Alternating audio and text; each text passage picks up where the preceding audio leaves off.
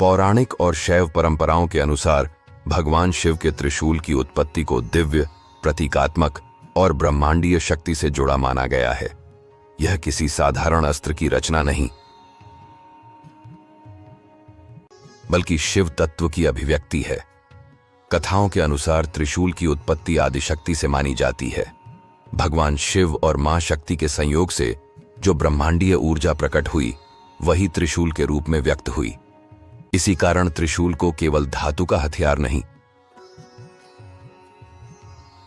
बल्कि चेतना और शक्ति का स्वरूप कहा गया है।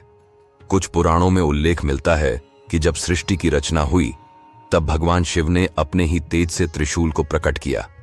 यह तेज इतना प्रबल था कि उससे सृष्टि, स्थिति और संहार तीनों शक्तियां संतुलित रूप में स्थापित हुईं।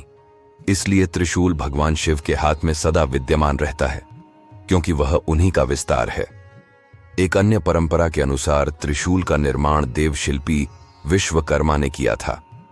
कहा जाता है कि विश्वकर्मा ने भगवान शिव के अंश तेज से अनेक दिव्य अस्त्रों का निर्माण किया, जिनमें त्रिशूल सर्वोच्च था।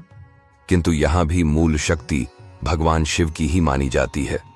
विश्वकर्मा केवल माध्यम है।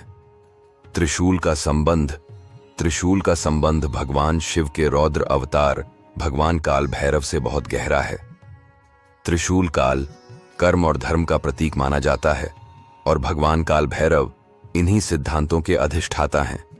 इसी कारण कई लोक परंपराओं और तांत्रिक मान्यताओं में यह कहा जाने लगा कि काल भैरव त्रिशूल तत्व से प्रकट हुए हैं, लेकिन यह बात प्रतीकात्मक अर्थ में है, न कि शाब्दिक अवतार के रूप में।